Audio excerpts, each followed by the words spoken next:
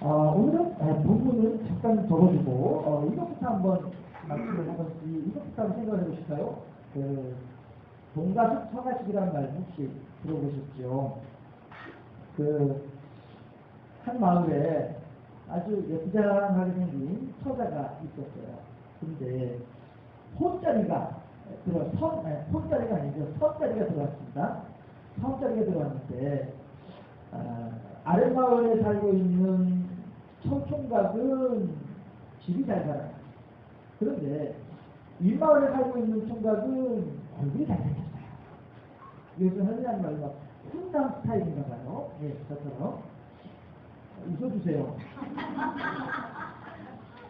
그러는데, 예, 이 아가씨가, 참네, 아랫마을에 잘 사는 총각도 욕심이 나고, 윗마을에 잘 생긴 총각도 욕심이 나고, 어떻게 할까 모르는 거예요. 그렇게 하다가, 그 아가씨가 엄마한테 뭐라고 하냐면, 엄마, 동가숙 처가식 하면 안 될까요? 이러단 말이에요. 이게 뭐예요? 네.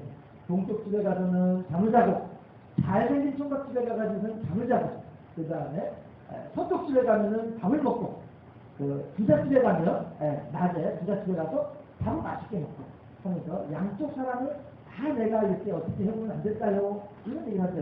이게 뭐예요? 사람의 욕심이란 말이잖아요. 그렇죠? 사람의 욕심이란 말이죠.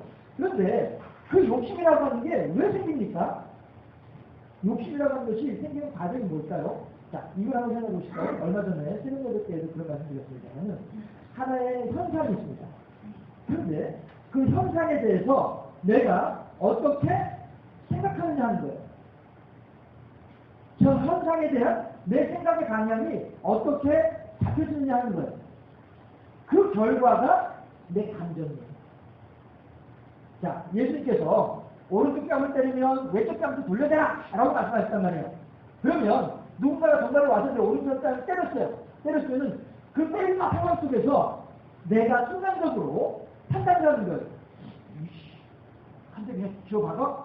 나간 생각도 들기도 하고 또 한편으로는 딱 만약 그 순간에 예수님 말씀이 생각하면서 그래요 예수님 열편도 예 알겠습니다. 두 가지 생각이 같이 나서 떠오른다는 말씀이에요. 그렇지 않겠어요? 했을 때에 그래 이거를 결정하자 하면은 한 번은 이걸 결정하자 하게 되면 같이 맞상대를 하게 되는 것이고 또 이걸 결정을 하자 하게 되면 천하에 없는 성인이 되는 거예요. 그렇게 됐을 때 그 생각의 방향을 내가 결정하고 나면 내 느낌, 내 감정이 거기에 맞추어서 결정되고 드러나게 되는 거죠. 그러니까 아이고 내 오른쪽 뺨을 때리느라고 수고 많으셨습니다. 자 여기 왼쪽을 때려주시죠. 이렇게 내 감정이 나타날 수 있게 되는 거예요. 그런데 반대 방향에 있으면 너 나랑 내가 누군지 알고서 이게 바뀌냐 이렇게 이제 두 가지 방향을 우리들이 그 순간에 선택한다는 거예요. 우리들은 미처 그런 걸 생각을 못하고서 할 수 있죠. 그러나 여러분 한번 생각해 보세요. 이 사람에게서 똑같은 상황을 당하고 저 사람에게서 똑같은 상황을 당했음에도 불구하고 아마 그런 경우도 계실 거예요. 이 사람한테는 이렇게 반응을 했는데 저 사람한테는 저렇게 반응을 했던 경우들이 있을 거예요.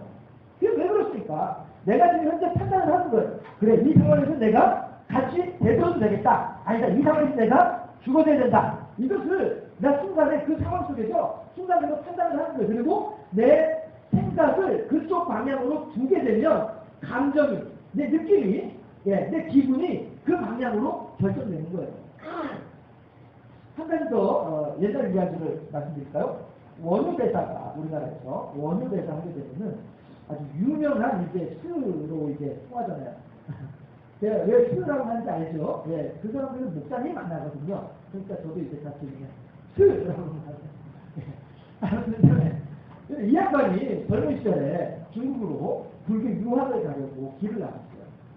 길을 나섰다가 한밤중에 이제 어디 캄캄하고 하니까 함부로 이제 길을 적어 들어가기도 그렇다니까 어떻게 할까 하다가 어디 좀 단미술을 피할 만한 데가 없을까 하고 이제 돌아다니다 보니까 동굴이 하나 있네요. 그래가지고 동굴에 들어가서 이제 잠을 잤어요. 자다가 한밤중에 막 갑자기 목이 말라서 잠이 깼어요. 그런데 목이 말라서 잠이 깨가지고서 이제 물을 어디 먹을 데 없을까 하고 떠들어서 하다 보니까 시커먼데 동굴 속에 달빛이 좀 비치겠습니까? 뭐가 있겠습니까? 그냥 시커멓죠. 그런데 이렇게 떠쓰던 하다 보니까 뭐가 손끝에 잡히는데 물이 가. 바가지에 물이 있는 거예요. 그래가지고 아니 잘 됐다고 해서 마셨어요. 벌컥벌컥 들이키고 마셨어요. 너무너무 맛있는 거예요, 그 물이. 그래가지고 물 먹고 난 뒤에 이제 해가를 하고 난 뒤에 아 너무 시원하다. 다시 자겠다고 해서 하고서 이제 잤어요. 다음날 아침에 상쾌하게 탁 잠이 깨가지고 아니 그런데 내가 밥에 먹었던 그 물이 너무 맛있는데 한 번 더 먹어야지 하면서 쑥 둘러보니까 바가지가 이렇게 되는데 물을 담아놓은 바가지가 이렇게 되는데 바가지는 없이 뭐가 있어요? 아시는 분들 계시는데 뭐가 있어요? 네, 바가지는 바가지인데 해골 바가지가 있는 거예요. 그래서 결국에는 그 해골 바가지 속에 그 시신 썩은 물이 고여있던 것이고 이 원효 대사는 이 청년 원효는 청년 스는 그걸 그냥 뭔지 모르고서 그냥 마셔버린 거예요. 너무너무 맛있게 먹었단 말이에요. 달게 마셨단 말이에요. 그런데 그 다음날 아침에 아니 내가 간밤에 먹었던 물이 해골물이었다니 하는 사실을 알고 난 뒤에는 막 퍼즐 나오면서 목에 깨는 거예요. 액 하면서 그러다가 물속 깨닫는 거예요. 아니 이거 물은 똑같은 물이고 사람은 똑같은 사람인데 어때서 아무것도 모르던 한밤중에는 그렇게 달지 않았던 물이 지금은 어때서 나를 이렇게 더럽게 하는가 이걸 알게 된 거예요. 불교 용어에서 제가 한 번씩 인용하는 용어가 있죠. 만유일체 유심조다. 세상 모든 것들은 마음먹기에 달려있다라고 하는 거예요. 이게 불교 용어란 말씀이에요. 그런데 하나님께서도 그런 말씀 하셨습니다. 네가 오늘 생명과 복의 길을 선택할 것이냐 아니면 저주와 화의 길을 선택할 것이냐 네가 선택하라. 네가 결정해라. 만유일체 유심조 마음먹기에 달려있는 거야. 너 무엇을 더 소중하게 여기는 거냐? 너의 가치는 어디 있느냐? 하나님께서 우리에게 말씀하십니다. 너의 이생의 자랑과 육신의 정욕과 안목의 정욕을 따라서 살아갈 것이냐? 아니면 나와 더불어서 예수 그리스도의 십자가를 지고 영문 밖으로 나아갈 것처럼 너 또한 그렇게 고단한 십자가를 짊어지고 하나님의 길로 나아갈 것이냐? 네가 선택해라. 만유일체 유심조 불교에서는 뭐라고 얘기하냐면은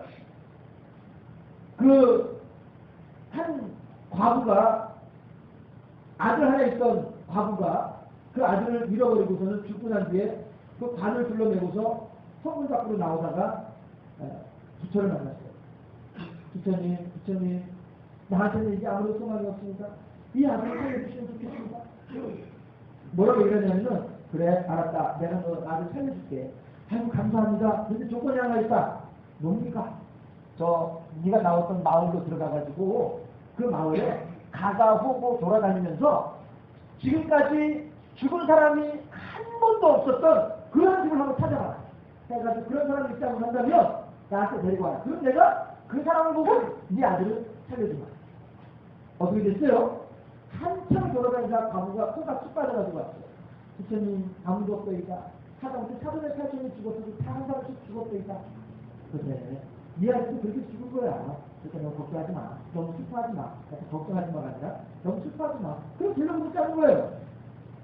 네, 저기 불국에 앉아있는 저 양반은 그랬다는 거예요. 그런데 예수께서 뭐라고요? 똑같은 상황 속에서 과부가 아들을 장례를 치르려고 총각 청년들에게 관을 둘러매가지고 나오는 성문 밖에서 똑같이 성문 밖에서 만났단 말이에요. 과부가 오는 모습을 보면서 예수께서 같이 오신 탄식을 하신 아들이 살아나는 거예요. 이렇게 자 보세요. 만유일체 유심조를 따라가면 그래 이 아들도 죽지 저쪽 아들도 죽었어 그중 어른도 죽었어 그러니까 너무 슬퍼할 거 없어.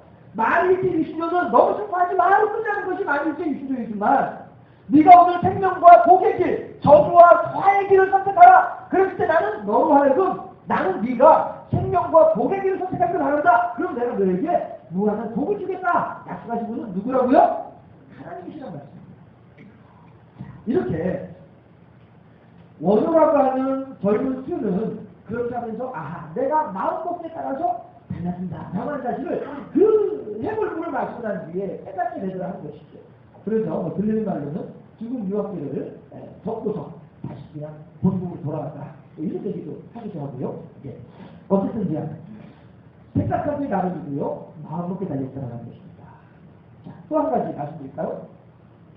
우리 개신교에서 종교개혁을 일으켰던 마틴 루터라고 하는 사람이 이 아버지는 원래 가난뱅이 출신이에요. 루터의 아버지는 아주 가난한 농부 출신이에요. 그런데 시대가 이제 바뀌어지는 과정 속에서 이 머리가 좋았던 모양이죠. 그래서 동네에서 떠나가지고 광부가 돼요. 광산촌에 들어가서 광부가 돼요. 그래서 거기서 부지런히 일을 해가지고 돈을 많이 모아서 시의원까지 돼요. 루터의 아버지가 시의원이 돼가지고 한마디로 출세를 한 거지요. 네.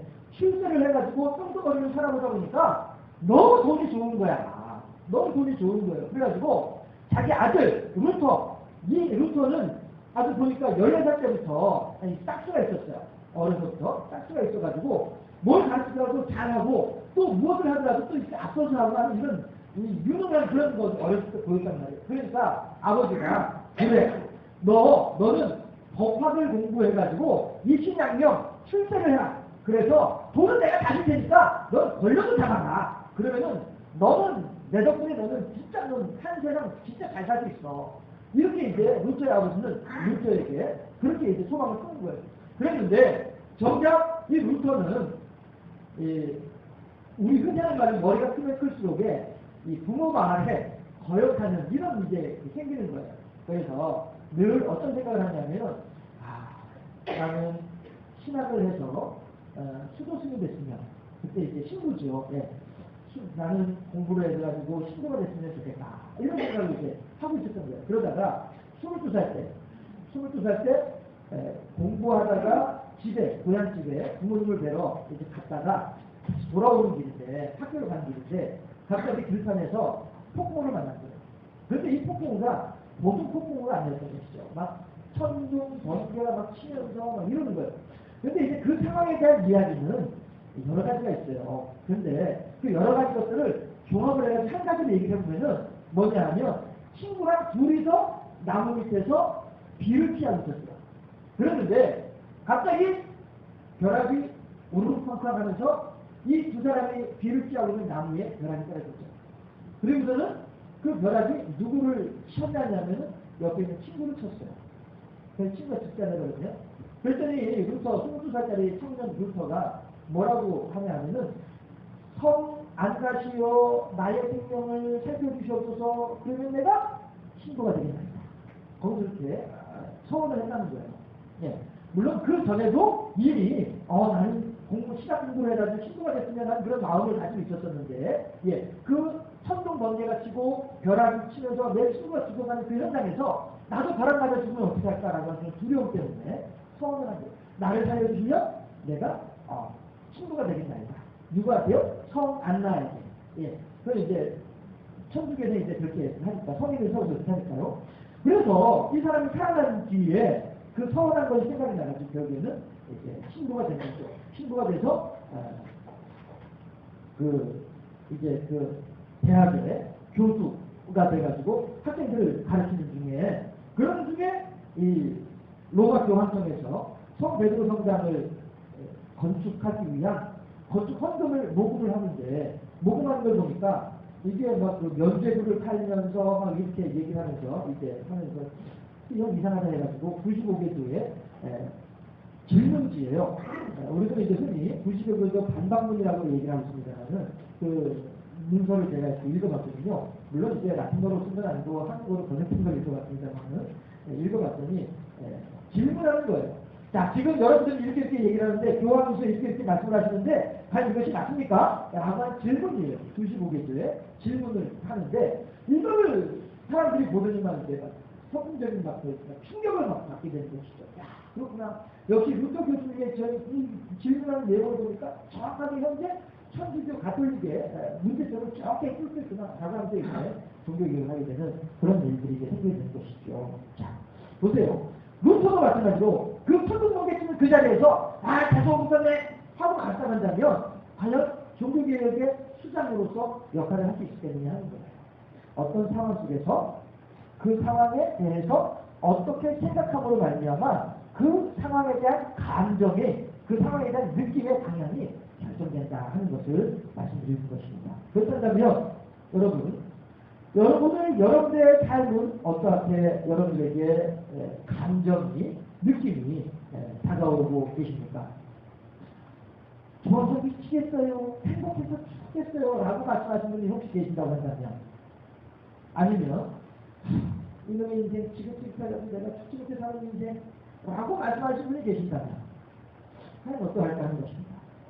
나의 현장에 대한, 나의 오늘 현상에 대한 나의 감정, 나의 느낌이라고 하는 것은 상황과 감정 사이에 있는 생각에 의해서 방향이 결정된다라고 하는 것을 이미 말씀을 드렸습니다.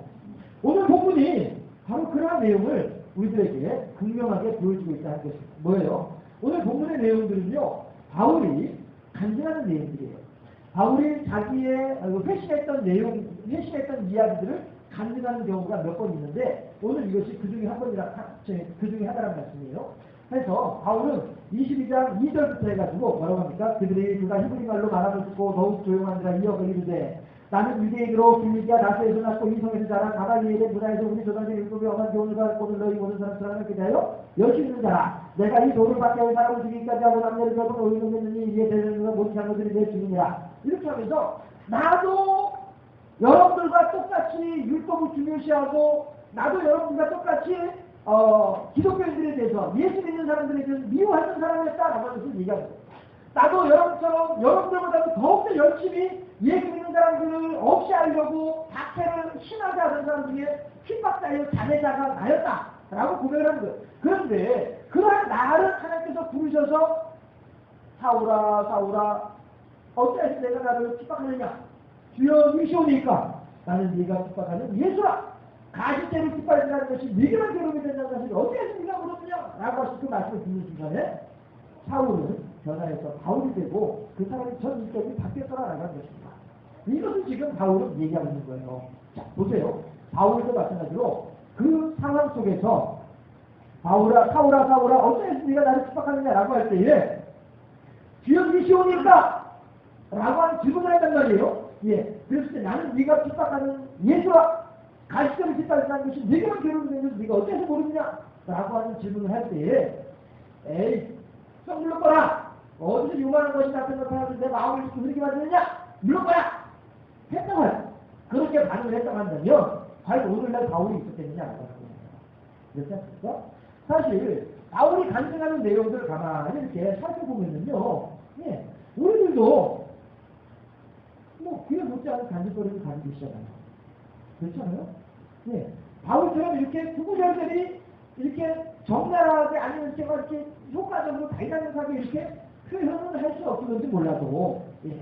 그러나 우리들도 마찬가지로 그에 비슷한 그런 간증거리들을 가지고 계신 분들이 대부분가 있으시잖아요. 한두 가지 정도는 그런 간증거리들을 가지고 있잖아요. 다만 이제 아마도 모르긴 몰라도 훌륭한 전기 작가나 이런 사람들을 한 사람 만나가지고 내 살아온 이야기를 쭉 하면은 그 사람들은 아마 이렇게 극적으로 막 이렇게 재미있게 또 막 사람들한테 막 긴장감 넘치게 막 이렇게 그 내용들을 이렇게 풀어낼 수 있을 거예요. 그러면 아마 바울 못지않게 여러분들도 간질거리들이 있을 수 있다는 것이죠. 예. 지금 마침 저랑 이제 막 눈이 마주친 분이 계셔가지고 누구라고 말은 하지 않았습니다만 그분 같은 경우에도 낙담을 하고 낙심을 해서 어찌할 거나 할지 모르다가 그래서 혹시나 하면서 컴퓨터 이렇게 뒤지다 보니까 컴퓨터에서 어떤 병원을 하나 알게 된 거예요. 인터넷을 통해서. 그래서 거기 가셔가지고 치료해가지고 지금 뭐 이렇게 뭐 계신 분들도 계시고. 그리고 또한 아주 그 다이나믹하게 이렇게 표현을 하고 서술을 하고 하면은 어느 부분보다도 손에 땀을 쥐게 하는 그런 간증거리가 될 수 있단 말이에요. 예. 이런 것처럼 우리들은 마찬가지로요. 바울만큼은 아니더라도 우리들에게도 나름대로 그때는 힘들었고 그때는 절망스러웠고 그때는 낙심했었고 그때는 어떤 희망도 보이지 않았어. 그러한 간증거리들을 우리들도 그런 사연들을 가지고 있다는 거죠. 다만 그러할 때에 사울이 변하여 바울이 되는 것처럼 우리들도 마찬가지로 그런 어려운 순간에 힘든 순간에 하나님의 세미한 음성이 들리시면서 내가 너와 함께하고 있지 않느냐 내가 너를 사랑하지 않느냐 내가 너에게 소망을 들지 않느냐 하나님의 그 말씀들이 오늘날 우리들로 하여금 이렇게 힘을 내게 만들고 이 자리까지 있도록 하는 그러한 결과가 되지 않느냐 하는 것입니다. 다만 그때 그 일에 대해서 어떻게 내가 생각하느냐 어떻게 내가 받아들이느냐 하는 것이죠. 참 제가 어리석은 경우가 하나 있어가지고 여러분께 한번 소개를 드릴까 싶어요. 고등학교 2학년 3학년 때 내내 저의 기도 제목은 뭐였냐면 하나밖에 없었어요. 하나님, 제가 하나님 앞에서 눈물을 흘려가면서 기도하게 해주세요. 그럼 하나님께서 저를 사랑하신 줄을 믿겠답니다. 이게 그것이 이야기를 삼았는 내내 밥 먹을 때도 끄기도, 잠잘 때도 끄기도, 일어날 때도 끄기도, 예배당에 들어갔을 때도 끄기도, 이제는 뭐 같이 성경기도 하고 할 때도 끄기도. 제 기도 제목은 오직 하나 그거밖에 없었어요. 저로 하여금 눈물 뿌려도 기도하기 없어서 그러면 하나님께서 저를 사랑하신 줄을 믿겠습니다. 이거였었어요. 그랬는데 3학년 때 드디어 제가 눈물을 흘릴 일이 생겼어요. 언제였냐면 교회에서 부흥회를 하는데 우리가 이제 가까이 앉아있었어요. 부흥회장이. 그랬는데 그 어떤 여자분인데 지금 제 이름은 아무도 기억이 안 나요. 여자분이라는 것만 기억이 안 나요. 할머니였었어요. 그런데 이분이 이제 그 3일 동안 그때 이제 4박 5일인가 이제 해가지고 이제 하던 중이었는데 마지막 날 저녁 집이었을 것 같아요. 예. 그때 이제 부흥 강사들 뭐 대부분 그렇게 하듯이 자 여러분 오늘 저녁에 이 자리에 성령의 불이 떨어질 줄 믿습니까? 대답도 안 하세요 왜? 오늘 이 자리에 기적이 일어날 줄 믿습니까? 이러면서 이제 시작을 했단 말이에요. 그랬는데 정말 기적이 일어났습니다. 현상이라고 하는 우리 1년 후배가 있었는데 1년 후에 매일 제가 그런 기량짜리가 막 술 퍼가지고 애들하고 껄껄껄 그런 골목에서 싸움박스가 이런 애들이 하나 있었거든요. 현상이라고. 근데 이놈이 그것도 이제 예배당이 좁아가지고 목사님 방문을 열어놓고 이제 목사님 사무실에 이제 앉아가지고 지 어머니랑 둘이서 어머니 그 집사님 거고 예배를 드리던 중이었는데 거기서 통성기도하는 시간에 얘가 바빠진 거예요. 마치 간질을 한자 발작하듯이 이렇게 바빠져서 붕붕 떨면서 진짜 입에 거품까지 넣으면서 막 이러고 있어요. 그랬더니 어머니가 집사님인데 아이고 우리 현상이 죽는다 이러는 거야. 그랬더니 그 부흥강사 오셨던 그분께서 그 어머니 된 집사님을 책망하시더라고요. 왜 그래? 지금 아들들이 은혜 받게 되는데 기대! 이러면서 이제 했어요. 그래서 진짜 그 이제 우리는 울 쫓아가지고 갔죠. 그랬더니 좀 있으니까 이제 분이 일어나요. 그래서 이제 그 부흥강사 오신 분이 물어봐요. 너 혹시 뭐 본 거 있냐? 뭘 봤는데 뱀 두 마리가 지금 다 간걸 봤어요. 뭐 이러더란 말이에요. 예. 그랬는데 웬걸 그 녀석은 우리 이제 다들 이제 쟤 은혜 받았다. 쟤 이제 신앙생활 똑바로 하겠네. 웬걸 한 달 지나니까 다 끝나버리고 약간 한 달 때리던데요 그거? 그런데 거기서 또 하나 기적이 있었어요. 뭐냐면 저였어요. 제가 그 통성기도하는 시간에 갑자기 눈물 쏟아지는 거예요. 그거 막 주체할 수 없이 막 쏟아지는 거예요. 그랬더니 하루 이제 제가 오니까 옆에 있던 그 여자 선배가 있었었는데 그때 대학교 아무튼 선배가 있었는데 그 선배가 손을 건네줄 정도로 그렇게 막 눈물이 쏟아지더라고요. 그런데 나중에 이제 그걸 다 지나고 난 뒤에 얼마 지나지 않아서 제가 어떤 생각을 했냐면 그때 다시 한번 생각을 해보는 거예요. 내가 그때 왜 울었지? 내가 그때 왜 울었을까? 생각해보니까 어머니가 불쌍해서 웃겼어요. 여러분, 제 그 생각이 맞는 생각일까요? 틀린 생각일까요? 내가 그때 왜 울었지? 왜 울었을까? 우리 어머니가 불쌍해서 울었지 내가. 그거 어떠세요 여러분들? 제가 지금 맞게 생각하고 있는 것 같으세요? 어떠세요? 당연히 틀렸잖아요. 그렇잖아요? 제 2년 동안 기도 제목이 뭐였어요? 내 눈물 뿌려서 기도하겠다는 거예요. 그 기도가 어머니가 불쌍해서 어머니를 위한 중보기도이든지 간에 아니면은 목사님이 불쌍해서 목사님을 위한 중보기도이든지 간에 아니면 내 인생이 가련하니까 내 인생을 열어달라고 하는 그런 기도이든지 간에 어떤 기도이든지 간에 아무튼 간에 하나님을 향해서 눈물 뿌려 기도하게 되면 그렇게 되면 어떻게 된다고요? 하나님께서 나를 사랑하는 줄로 믿겠습니다 라고 했다는 말씀이에요. 그렇잖아요? 예. 그러면은 어머니가 불쌍해서 어머니를 위해서 중보기도 하다가 눈물을 흘렸든 아니면 너가 쓰지 않고 눈물 뿌려 기도했으니까 기도 응답 받은 거잖아요. 그런데도 불구하고 저는 기도 응답 받은 게 아니다라고 생각하고 만들어라는 거예요. 그러고 나니까 어떻게 또다시 여전히 주여 눈물 뿌려 기도하게 하소서 이렇게 됐다는 말씀이죠. 자, 정리합니다. 상황이 있습니다. 현장이 있습니다. 이 현장에 대해서 내가 지금 어떻게 생각하느냐에 따라서 이 현장에 대한 나의 반응이 결정난다는 거예요. 여러분들이 지금 퍽퍽한 인생을 살고 계십니까? 아니면 여러분들이 어느 정도로 행복한 삶을 살아가고 계십니까? 환경 때문인가요? 아니에요. 환경이라고 하는 것은 그 순간뿐이라니까요. 저기 우스갯소리로 하는 얘기들 있잖아요. 하루같이 공정을 하면은 면도를 하고 일주일이 기분 좋으면이발을 하고, 그 다음에 또 한 달이 기분 좋으면 새 옷을 입고, 1년이 기분 좋으면 연애를 하고, 이런 얘기들 있잖아요. 왜? 제가 지금 맞게 얘기한 건지 모르겠습니다만은. 예. 그게 무슨 얘기예요? 몸부림을 치고 있는 거예요, 지금. 내가 오늘 나의 삶의 현장을 기분 좋게 만들기 위해서 몸부림을 치는 거예요. 아침마다 면도 하고서, 오늘 하루 상쾌하다. 아침마다 머리 깎고 나서, 일주일 동안 상쾌하겠네. 이게 몸부림만 전혀 상쾌하지 못하고 전혀 행복하지 못하는 상황 속에서 상쾌해지고 싶고 행복해지고 싶어가지고 몸부림치는 모습들이 그런 모습이란 말이죠. 그러나 하나님께서 뭐라고 말씀하세요? 수고하고 무거운 짐진 자들아 다 내게로 오라. 내가 너희를 어떻게 한다고요? 편히 쉬게 하리라. 하나님께서 약속해 주고 계시잖아요. 결국 우리들은요, 오늘 나의 현상 속에서, 오늘 나의 상황 속에서 내가 어떻게 생각하냐면 이거 내가 어떻게 하면 손을 봐야지 해봐야 내가 손 봐야 아무것도 안 나타나는 거예요. 돈은 나가서 힘들어지는 거예요. 가시적인 뒷발질하는 것밖에 안 된단 말씀이에요. 그러나 요거 봐라 요거 오케이 알겠습니다. 하나님 가져가시죠. 알아서 하세요. 하게 되면 하나님께서 내 수고하고 무거운 짐을 대해서 다 감당하셔서 우리들로 하여금 편히쉬게 해주시겠다라고 하는 거예요. 너희 염려를 여호와께 맡겨라. 그래야면 그가 너희를 이루시자. 약속하신 분이 하나님이시다는 거예요. 여러분, 저는 지금 여러분들에게 말장난을 하고 있는 것이 결코 아닙니다.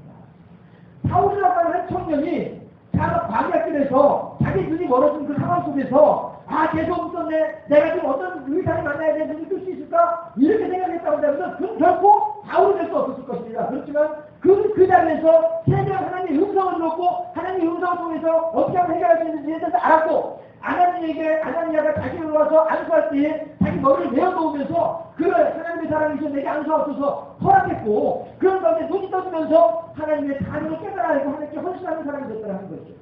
어떤 상황이든지 간에 너나 나나 다를 거 없는 상황이에요. 저 사람도 새끼만 먹고 나도 새끼만 먹어요. 저 사람도 하루에 하나씩 가고 나도 하루에 하나씩 갑니다. 그렇지만 그 사람은 여전히 불안하고 나는 여전히 행복해요. 왜요? 내 안에 예수가 있기 때문에.